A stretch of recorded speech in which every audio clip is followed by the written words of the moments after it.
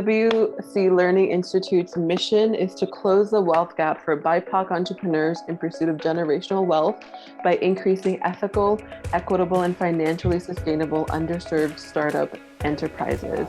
In your opinion, as a person who's in this field of money, how important is it for some of the challenges that BIPOC entrepreneurs might face today? For your business. And you also have to have the proper expectations set that if you have a low credit score, you're not going to get that much money to start. Now, that should be something that should not discourage you, because if you do believe in your dream, and you do believe in your particular product or particular service or whatever it might be, then you're willing to go through the process in order to get to that ultimate goal. Which is there are a lot of people that have great ideas but don't know what to do as far as business is concerned. Foremost is going to be credit scores. Okay, personal and business credit scores. You know, in order to do it, we think that we need $1 million, but we could actually start with a smaller thing, a piece of it. Best financial tip, and this is the best financial tip that I can give to anybody. There are a lot of Black entrepreneurs that have started off bootstrapping. Do not bootstrap. You know why? Because you want to use other people's money to grow your business.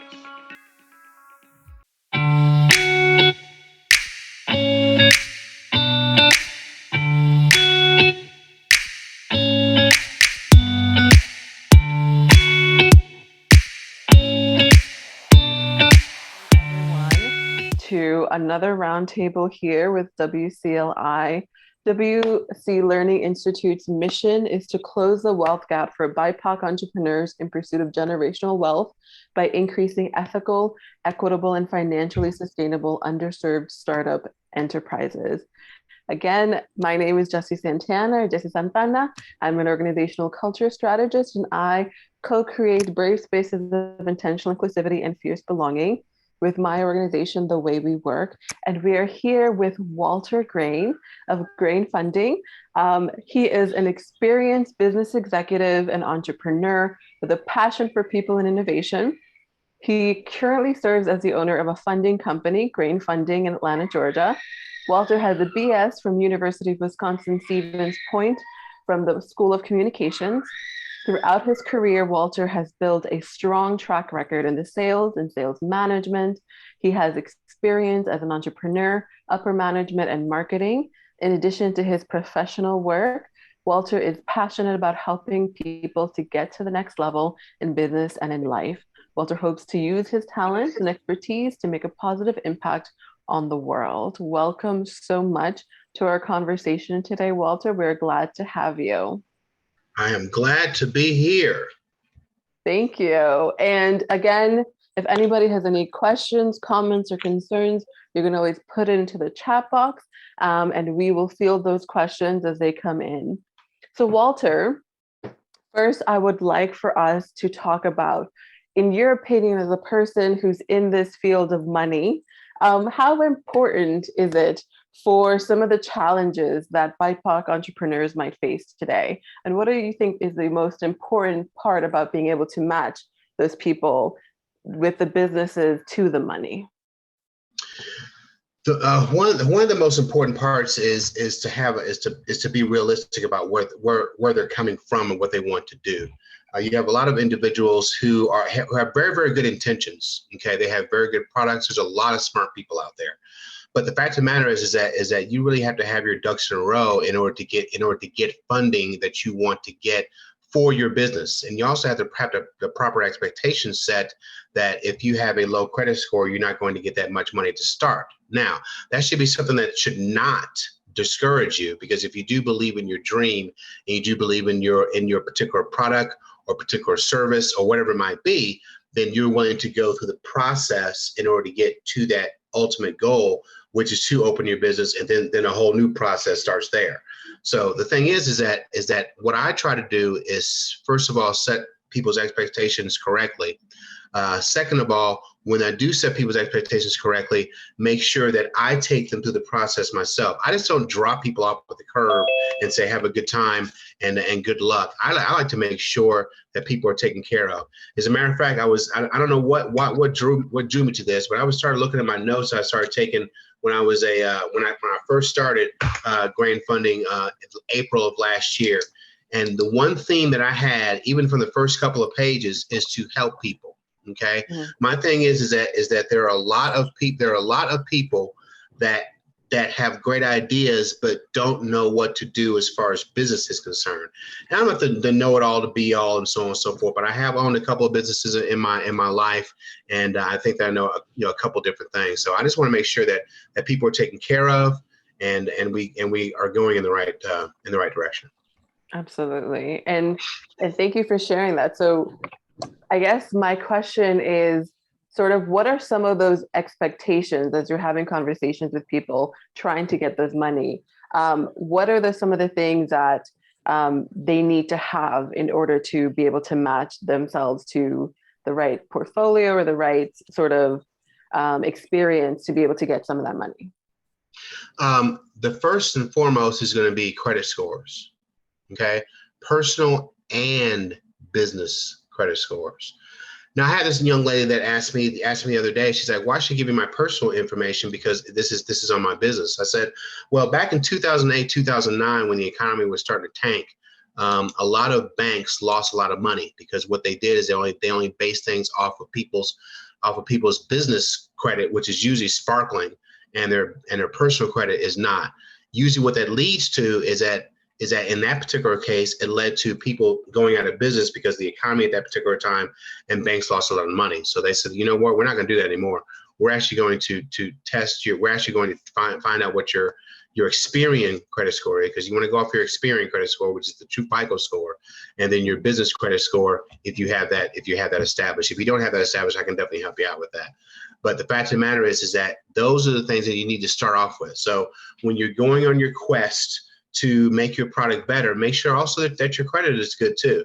Make sure you're paying your bills on time. Make sure you're doing this. Making sure you're doing that, because it's very, very important. Because that's one thing that I look for. Now, do I have vendors that will take derogatory credit scores? Yes, I do. But you probably won't like the results, because the results are going to be high interest rates and daily or weekly payments, and people don't want to do that.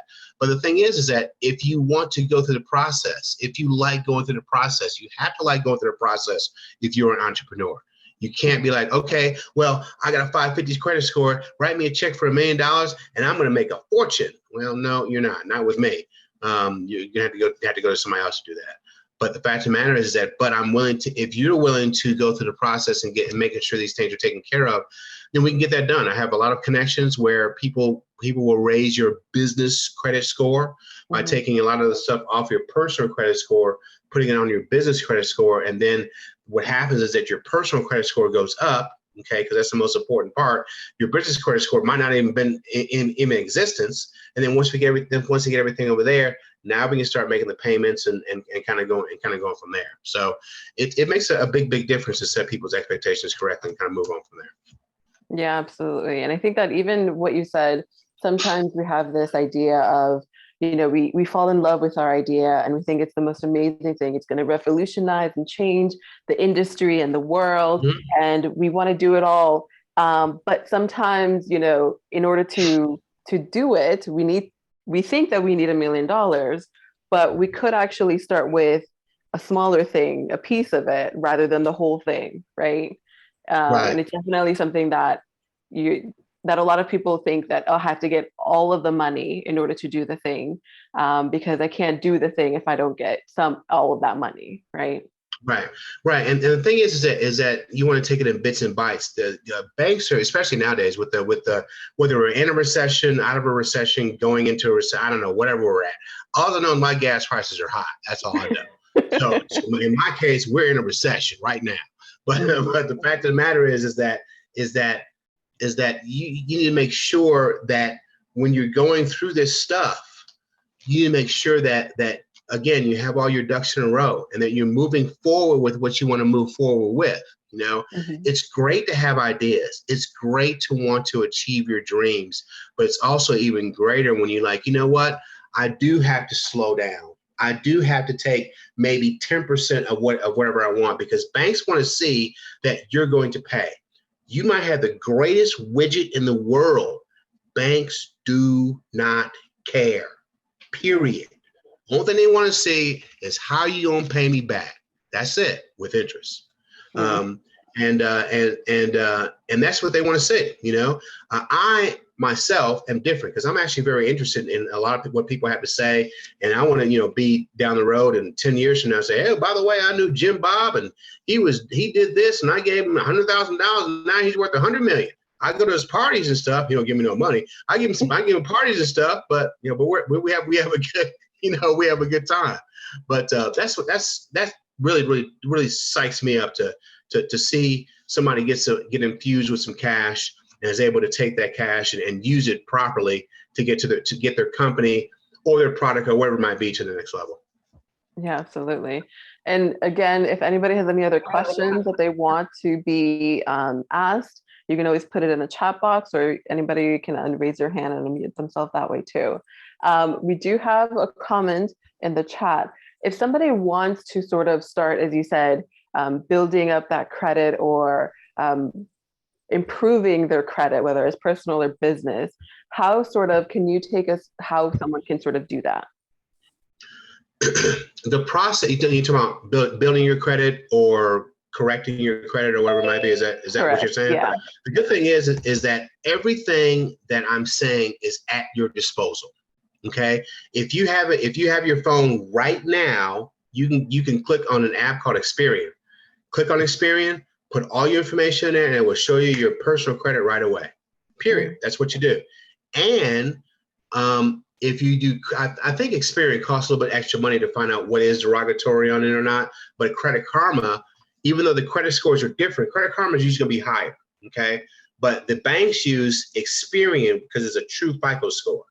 Okay. So go to Credit Karma. You can get everything that's listed on there as far as, okay, you didn't pay this, you didn't pay this. Ooh, you did pay this, but you didn't, but it never was taken off. So now you can dispute it. And that's what you want. That's what you want to start with yourself first. Okay. Then you want to, if you don't have time, you can actually employ somebody or have somebody, you know, pay them $20, $40 a month, whatever it might be. And they can go and do a deep scrub on your stuff. And then they can say, hey, here are the options that we have. Here's what you need to do. Here's what we're going to dispute, and so on and so forth. And now start to get stuff off. Now, I had this one guy who had a 570 credit score. Okay. And he told me his credit score, oh, my credit score is 690, blah, blah, blah, blah, blah. And it wasn't, you know, but the thing is that it wasn't his fault, because he hadn't checked it in a while, because he thought that some things were off of it, but they weren't. He went and checked it. He found 3 things on there that had been paid off 3 years ago, but the people that were supposed to take the information off never did.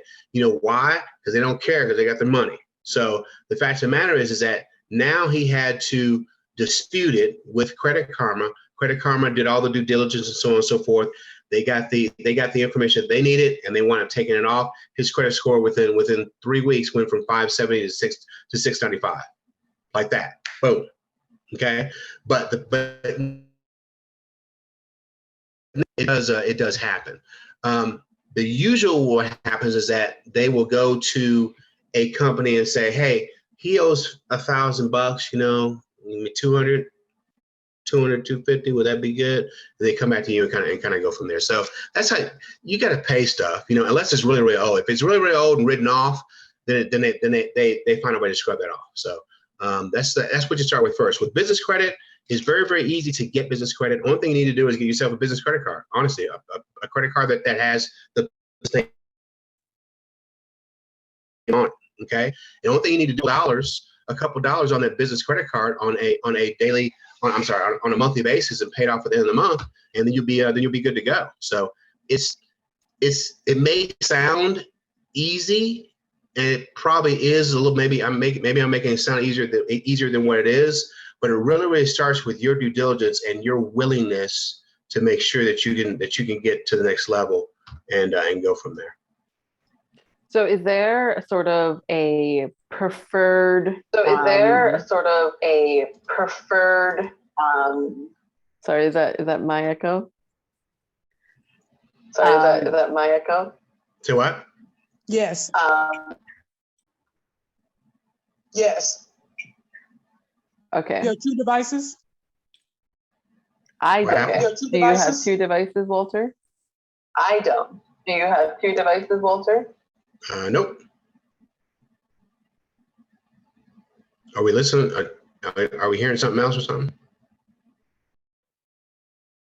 We hear an echo on our side, but you Yeah, don't my have house is on here. mute. We hear an echo on our side, but you don't have here. And No, I don't hear echo on my side.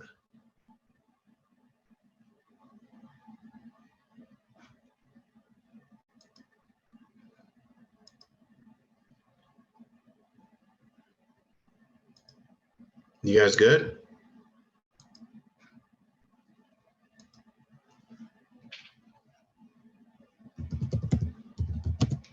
We are checking to see, well, we are checking. yeah, there see, is well- a echo that's happening.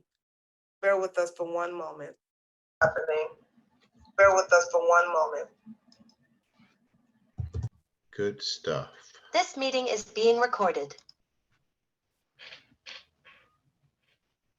All right. So, Walter, is there sort of a desired persona right now with, some of the banking institutions or some of the people, the funders that you're looking at as far as what kind of persona or business or, a person should have or potentially have if they need to work on it? I would say no, because the thing is that people want to do what they want to do. Somebody might say, you know what, I want to have a coffee shop, and we know that there's millions and millions of coffee shops.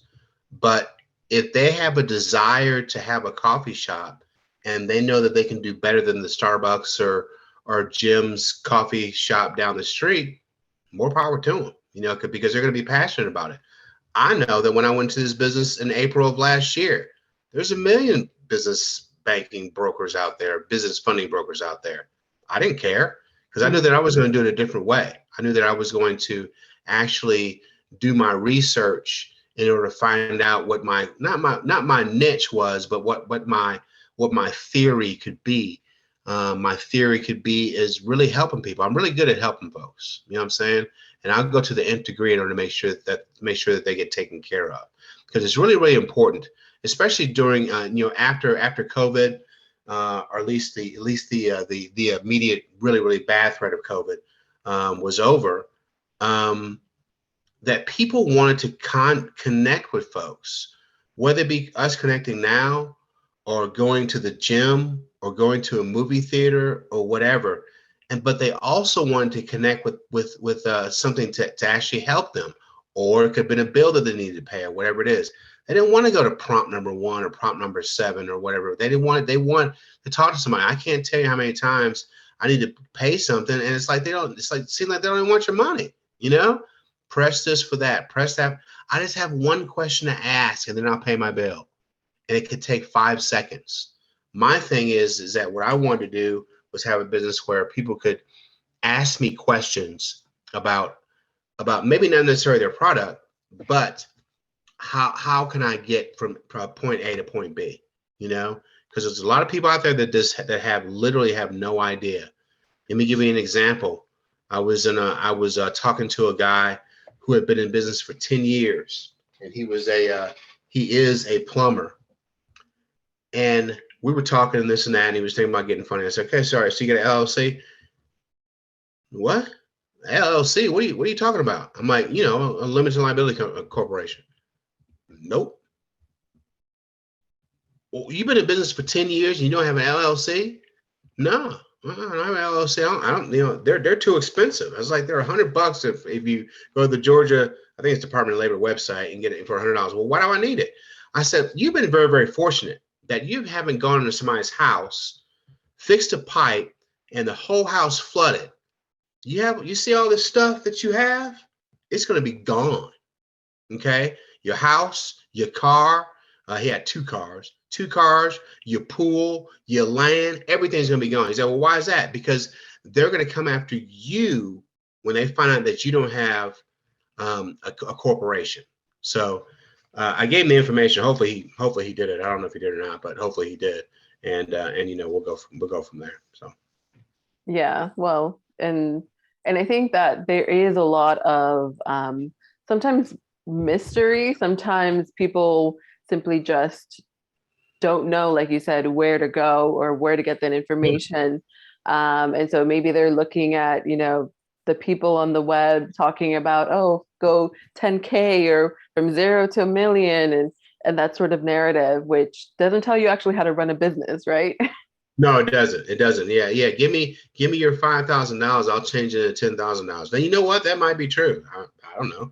And I think, but the way some of those corporations, those companies are run, is that what you're doing is that you're giving them money for their digital marketing budget, and then they're advertising Lamborghinis or something, and they give you pennies on the dollar, and you're like, oh look, I just made $6,000, and they done made millions.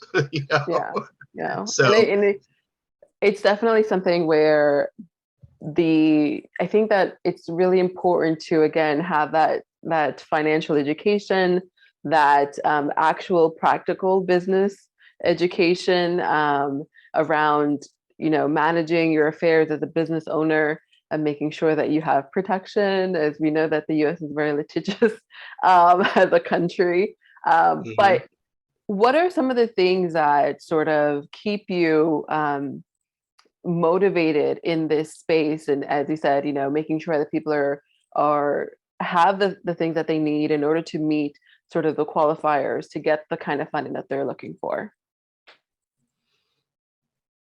Say the second part again. What keeps you motivated in order to make sure that you are the person that is able to bridge those things between the entrepreneur and the funder, and it's not just that cold prompt sort of conversation? Because throughout the course of my whole life, I've always been a relationship salesperson. I have not ever felt comfortable being a used car salesman. I'm just not that nothing against used car salesmen at all. So if you're out there, don't be emailing me talking about, why are you dissing used car salesmen? Well, the thing is that I've always been in relationship sales, always. Back in the 90s when we were selling what they were called T1s and OC3s at the time. Now it's fiber. Selling to the .com companies and so on and so forth, and the Circuit Cities and the Best Buys and all that kind of stuff. It was always about relationships and getting referrals from people. And then going through the 2000s when I had my own company, it was all about getting relationships so I could sell signs. And then coming up to today, it's the exact same thing. I don't. I guess it's easier to quote unquote sell money, but the fact of the matter is that it's still, I'm not thinking about right now. I'm thinking about when they grow their business in 5, 10, 15, 20 years from now, they're going to call Walter and say, hey, you know what? You treated me well 20 years ago. I'm going to get a new location and I'm going to spend $2 million and I want you to do that loan. That's what it's all about. You form a relationship with folks. The money is just the tool that you have in order to help people get to the next to get to the next level. That next level is not necessarily just the business. It's also take that profit and pour it into your family. Maybe you want a bigger house. Maybe you want to send your kid to private school. Maybe you need 2 cars. Maybe you want to go on a couple of vacations a year. I don't know. But you know what? But those are some of the things that I ask them, and that's what it usually comes down to. It usually comes down to family. It comes down to that. I want my kids to like I said, to go to the finer schools. I want my kids to live up in Milton, Georgia, which is like North Alpharetta, which is a very ritzy area from where I'm at. That's what I want to do. And that's cool. I think it's really, really cool. I think it's really cool. And also, what's cool is seeing somebody's face. There's this one lady who has a roofing company in Houston, Texas. She tried to get a loan in order to get a a loan for working capital.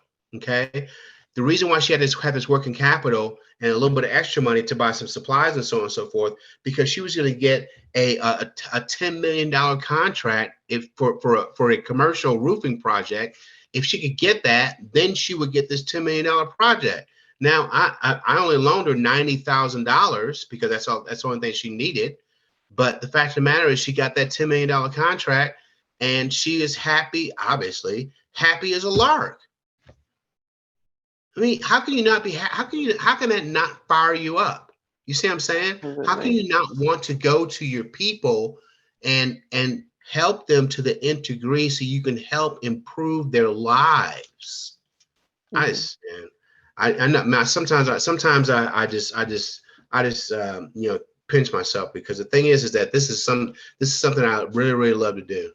And that's help people. I think that God has given me the talent to talk to folks on any sort of level in order to help them accomplish their dreams and take care of their families. Absolutely. And that's sort of why we love that mission at WCLI, because it's about not just, growing businesses for growing business' sake, but it's about, your generational wealth, your community, and all of that you can pour into as well, right? So we have a question in the chat. What's your best financial tip for BIPOC startups? Well, you know what? I'm not all familiar with all the acronyms and stuff. What is BIPOC? Black, Indigenous, people of color.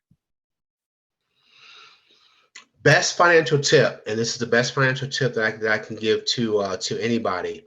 There are a lot of Black entrepreneurs that have started off bootstrapping.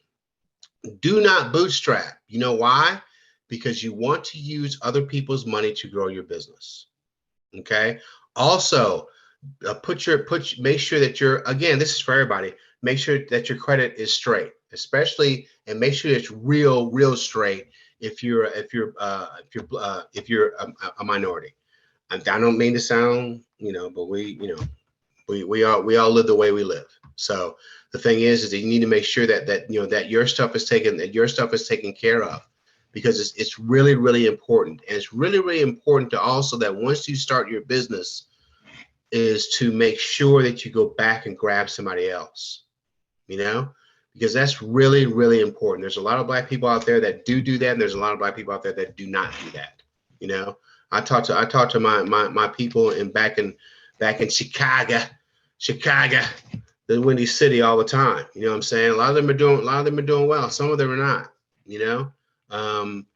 And I think it's important for me, even though I can't get back there as often as I can, but giving them financial advice, giving them things that they can say, okay, yeah, I'm gonna go ahead and apply that, and they do, and it works. You see what I'm saying? I have a couple people that I've given funding to that are old friends of mine, old high school friends of mine, because they have businesses right now, and they're wanting to improve and get to the next level. There's this one guy who has a restaurant in St. Louis.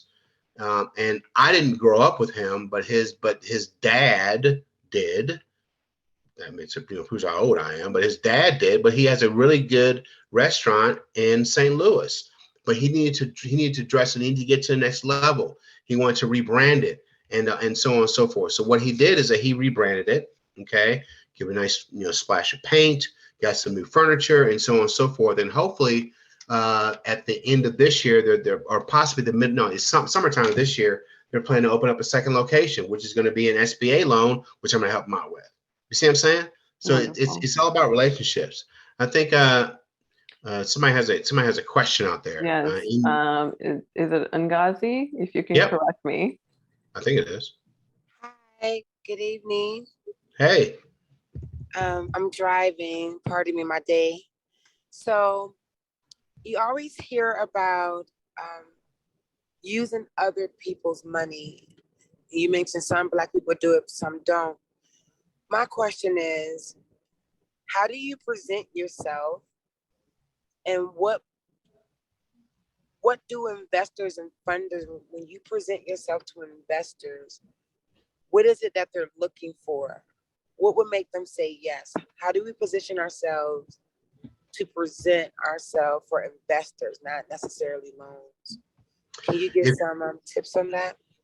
if if you're presenting yourself to a VC, which is a venture capitalist, a PE, any of those type of acronym words, you need to make sure in that particular case, first of all, you have a solid business plan. Okay, a business plan that says from day one we're gonna be making money up through day whatever. But the best thing to do is to already have your company going and already be making money. That's the best thing to do. And you're probably thinking, well, how can I do that? Well, unfortunately, well, not unfortunately, you're going to have to find the money from either from a person like myself or friends and family and so on and so forth. I wouldn't suggest friends and family because then, because they might want a piece, and it might not be pleasant. But the thing is that also the thing is that you have to continue to do your due diligence. You can't just be like, okay, well, I talked to 2 or 3 people. Guess my idea is terrible. I'll go back to the corporate world. No, you have to keep on moving forward with what you want to do, because if this is going to make you happy, the key is this going to make you happy? The current position that you're in right now, as far as your job is concerned, may or may not make you happy. If it does, heck, stick with it, But if it doesn't, if you're like, man, I got to go to work again. They didn't ask me to come in like 3 days a week now. It used to be 1. They're going to be going to 4 days a week in the middle of summer. It's going to be 89 degrees outside with 100% humidity here in Georgia. This is horrible. Then you probably need to go either get another job or start achieving your dream. But the fact of the matter is that you just have to have your ducks in a row. You really, really do. And I would also suggest that you have some sort of collateral too, whether that be land, a home, or both, or have your 20 to 25% ready to go. So when they say, well, we can give you $1 million, but you're going to have to put 20% down. I already got it in the bank. Let me take a picture, screenshot, bam, there you go. And then they're like, okay, cool. This person's really serious, Okay, that's great. I have another question. Part B, is that okay? Oh, yeah. Come on. Go Okay, ahead. so part B is this. So I established my company 5 years ago. However, I did not do business under my company name, but Uh-huh. I did the services just under self-employment, which is my name. So when they ask how much money has your company generated, can I convert that to my business? Or because I didn't file taxes under my business, it doesn't convert? Because I've paid taxes, I've done self-employment taxes, utilizing the skills that I offer in my business. And I've done that. I've been self-employed for the last 11 years, but my business has been established for the last 5 years. And the last 5 years, I've generated my own income. I have numbers, but they're not huge numbers. So would that count with the funder? Would that scenario be considered? Yeah. It would, because if did you file your taxes as a solopreneur? Yeah, for the last 11 years, they're self-employed, Yeah. 1099, pay taxes, and yes. Yeah, As a you're solo- good. The thing is that you want to use that, and I would ask, you might want to ask Janet this question, or she can refer you to somebody who is a CPA, but they need to find a way to get things from your personal to a business tax situation. I mean, it's not personal because it is solopreneur, you know what I'm saying? And you did make money from that. You're doing a draw and you're kind of in your bank account. Did you have a business bank account or a personal or both? And that's the difference. So okay, when I was married, my ex-husband and I had a couple of businesses. And when we first got started, we got a business bank account and everything. And we were withdrawing, but we ended up owing taxes, but we didn't really know. So that experience kept me from putting any type of money in my business account when I first started 5 years ago, because I didn't want to pay double taxes. So it was in my personal, but that was me doing business like bootstrapping, as you say. But now I'm in this quarter just establishing a solid foundation, but I do have history of generating income. And if we can convert it over to the umbrella of my business, then it will look good in my favor, but I didn't know how that worked. Yeah, I would talk to your accountant, because the thing is that the reason why people put stuff in business and personal is because there are so many, and again, you can ask Janet this information. There's so many things that you can write off in your in your business. I mean, there's just a ton of stuff, like, cars and houses and gas But and I all kinds. did that as a self-employed. I did all of that. I Good, wrote off good, everything, good, which good. kept me from paying a lot. So I filed taxes as if I was a businesswoman, but just under a self-employed umbrella and Yeah, not the and name that's of and my that's business. because that's the same thing that I do. I write off this room that I'm in. Toilet paper I get. I'm writing everything off. Because the thing is that this is my domain. Electricity, I write a certain percentage of that off. I got my Yep. car. I got my gas. I'm going to some place to get something to eat. And if I get a business card from somebody, whoa, that looks like a business meal to me. I'm and that's what you do, because the thing is that this is your world, this is your entity, this is what you do. Yeah.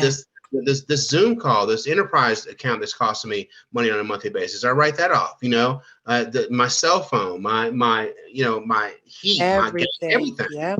Mhm. Everything. And then the You know. ladies, if we brand ourselves and if what we wear is a part of our brand, you can write that off. But one of Yeah. the things about that is I can contest to not having to pay a lot of taxes. I think the last time I paid a huge amount was before I met a beautiful Ghanaian accountant who was anointed and writing stuff off. So I rarely pay taxes because of that. But it Yeah. was just Yeah. under my personal name, as an individual, a self-employed individual, same role, same services. Um, but that's it. Yeah. I would definitely consult that particular accountant, if she's still your accountant, and ask her how you can get it from point A to point B in order to make it legal and good, and all that kind of stuff. And also ask her, hey, I don't want to be paying a bunch of taxes and stuff. What do I need to do to not do that? Because the thing is that yeah, I would ask your accountant, especially a business accountant, ask them, or employ them, or pay their retainer fee or whatever it is, and ask them, because it's really, really important for you to get this information right, because you don't want the IRS coming after you, because that's not pleasant. Yeah, absolutely. Thank you so much for that question. CJ, you have a question? No, but I did want to make a quick comment, just to Walter's point, just a little bit there. Yes, definitely talk with a CPA. Now, what we do at WCLI is I've worked with CPAs enough to create what we call a chart of account, organizational budget. So when people go through our business consulting or our accelerator, they actually get that template as a part of the package. But the thing about it is we have to be careful with some of the write-offs, because as a person who after 2017, our 45th president, a lot of things changed as far as what we can write off. We used to could write off meals and entertainment. We can't do that anymore. Meals are 100%, but not entertainment. So there are a lot of legal changes that happen there. I used to could write off, like when I was using my car 100%, but I don't use my car 100% for work anymore. It wasn't purchased underneath my business. So just, talk with the CPA on that. But the other piece is, as far as there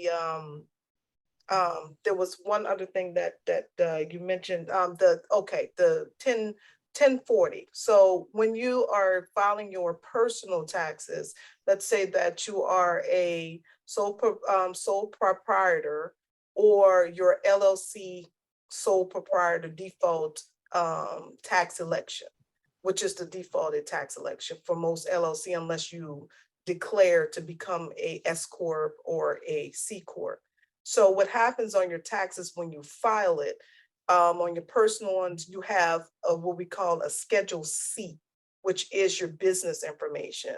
So it automatically is a part of your personal. So that's how you got the tax deduction negliging, because they see once anybody see that you have a Schedule C, they didn't know that you have a business.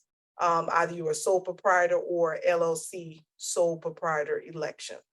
So that's how you can do that on your on your personal taxes, is you claim it as a Schedule C. So that's what the person did. All right, thanks. Thank you. Yeah, Thank you. everything I did, I was ethical. I was just saying that write-offs was good, but I was absolutely ethical, and I don't play with taxes or anything. You lose at the end. Well, somebody told me that you want to make sure that you're doing things as ethical as you can with the IRS, because at the end of the day, it's theirs, the IRS, and they want to get their cut too, right? Right. Right. So Walter, before we wrap up here, as things are sort of changing in these economic times, is there anything that, people need to make sure that they have, as far as, in preparation for getting funding, or is there anything that people need to absolutely make sure that they have together, for that conversation, hopefully with you, or with the people that have the money? Yeah. Again, I mean, I hate to sound like a broken record, but make sure your credit's straight. 680 or above. Yeah. I mean, it can be below that, but your interest rate just goes up. Also, make sure that you're earning money from your household income for yourself. It doesn't necessarily have to be your business.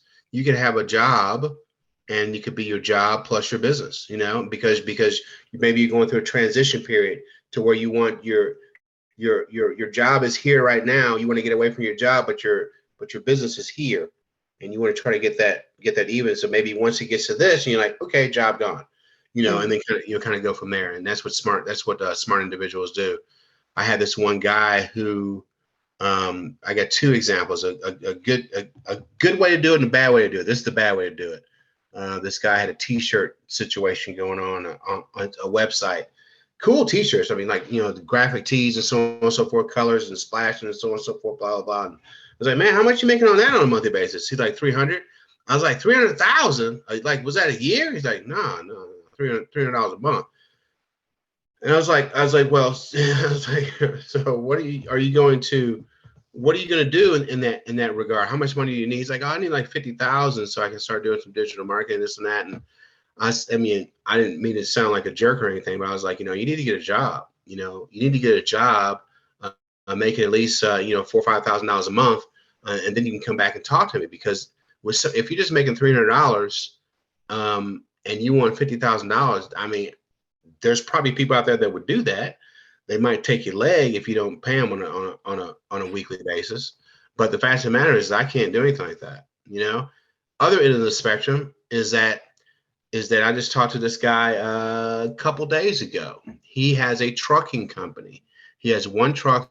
He wants to get two, and then he wants to turn to a big fleet of trucks all around the nation. He is an electrical engineer. His wife is a mechanical engineer. They earn $300,000 a year. Their business only brings in about not only, but it brings in about $10,000 a month. He wants a loan for $250,000. He's probably going to get it because effectively together they bring in $420,000 a year. Mm. So they also have a house. They also have the land the house on the land is theirs. Your cars, this and that, and so on and so forth. So the fact of the matter is that you gotta come with guns ablazing, and they need to be blazing all the time. You cannot come to myself or even if it's not me with some sort of I'm trying to build my business. I'm a startup. That's fine.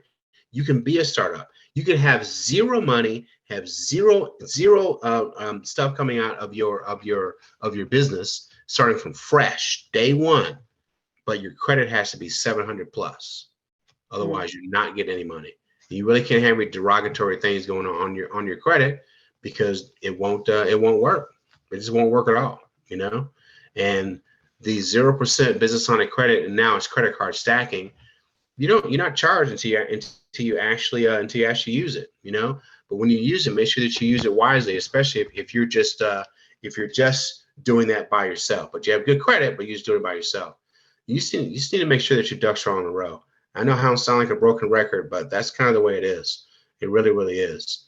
And here's a good story about other people using other people's money, and then maybe we'll wrap it up with this story. I was talking to a guy probably, I don't know, this is this time that Elon Musk was about to purchase Twitter, not purchase Twitter, or did purchase Twitter, whatever it was. And he said, we were talking and so on and so forth. I was like, you know what, he wanted $150,000, and he's like, man, I'm just going to do this myself and this and that. It's like, how long did it take you the first time? He's like 10 years, you know, because I had a job and I was saving. I was like, see, you want to be doing this like in like another 20 years doing this? This is crazy. I said, let me tell you a story. I said, how do you think that Elon Musk got that $44 billion in order to buy Twitter? And he's like, man, he probably just wrote a check. I was like, he did not write a check. I can't believe you said that. He said, well, how did he get his money? I said, he went to 13 different banks. Plus, he had a lot of investors, rich people from overseas, from Qatar and from Japan, all over the place. Okay. And he put that money together because they knew that was a good investment. He said, well, how did he get the money, though? I was like, well, he probably transferred or whatever. He's like, no. How did he qualify for that? I said, well, he owns Tesla. I think he still owns PayPal. He owns a bunch of buildings and within Tesla and all this Boring Company and all that kind of stuff. He said, wow, I mean, I have stuff. I mean, not like that. I got a house and I own the land. It's like, bing, bing, bing, bing, bing. See what I mean? So what you want to do is that you want to use that if you need to. You want to use that as collateral in order to grow your business. And then now you're making small monthly payments. You're taking a little bit out of your profit. But the thing is that you're banking on your profit is going to be higher. So effectively, you're kind of getting the money for free. Wow. So where do I sign? It's that simple. It's that simple. You have to use other people's money to grow your business. People do it all the time. How do you think Jeff Bezos became Jeff Bezos? Well, he got $250,000 from his parents. Yeah, he did. But you know what? That turned into $12 billion for them. It was a good investment. Same thing with Elon Musk. He came from South Africa. He had money. Yeah, he did. But you know what? Tyler Perry came from the southwest side of Atlanta, didn't have nothing. He's worth $2 billion. Oprah Winfrey came from Mississippi, where she was abused and was fired when she was 23 in Baltimore. And now she's worth $2 billion. It can be done. You just got to do it. Mm-hmm. Yeah, that's definitely a great nugget. Absolutely. CJ in the chat.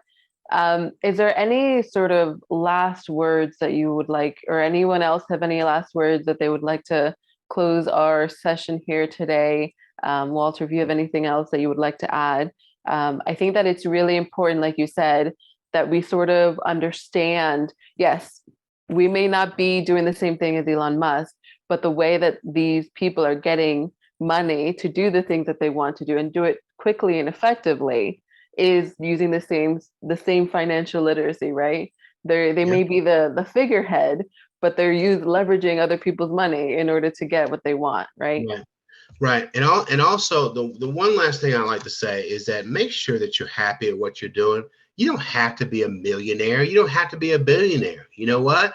If you're happy with your business and you're making $50,000, $60,000, $70,000 and you're happy and your bills are paid and so on and so forth, then that's what you need to do. Don't listen to social media, because a lot of them knuckleheads on there have no idea what they're talking about. And more than likely it's an Airbnb. Okay. Mm-hmm. Or it's a Toro and it's rented. All right. But a lot of people on there are legit. Not saying that they're not. But the fact of the matter is that you need to do what you need to do.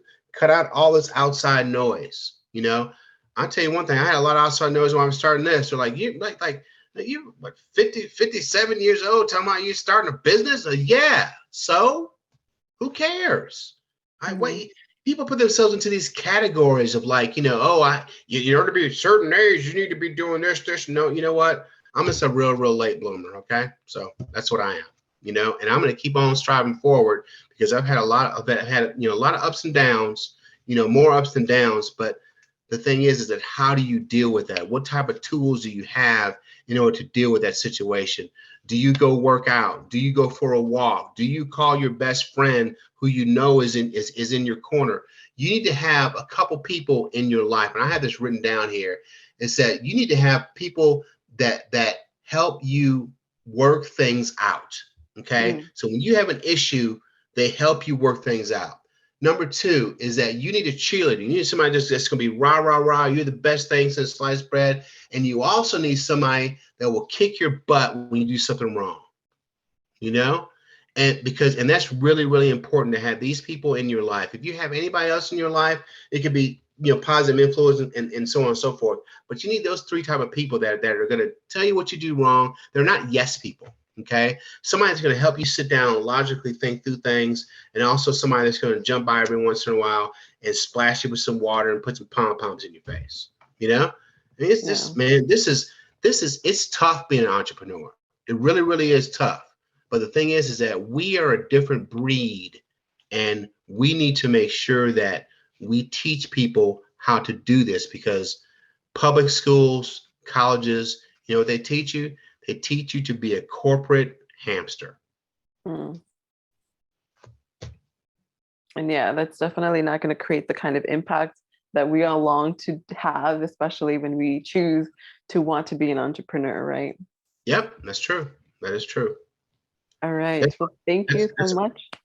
Yeah, no problem. No problem at all. This was amazing. I hope that everyone got some of those nuggets or gems and are able to put some of this into action, because if we don't practice what we talk about, it doesn't really become a practice, right? Right. So thank you so much. We do have, I think, the feedback link. If you can put it in the chat box, Susan, that would be great. We really greatly appreciate any and all feedback when it comes to these roundtables. And I know this isn't something that we discussed, but could we take a Zoom selfie? Yeah. That's why I got my collared shirt on. So yeah, let's do this. Is that a thing? All right. Let's see. Oh, I wasn't even smiling. 1, 2, 3. Woo. All right. Well, thank you so much, everyone. All right. Thank you all. Thank you all very much. If you have any questions or criticisms or whatever,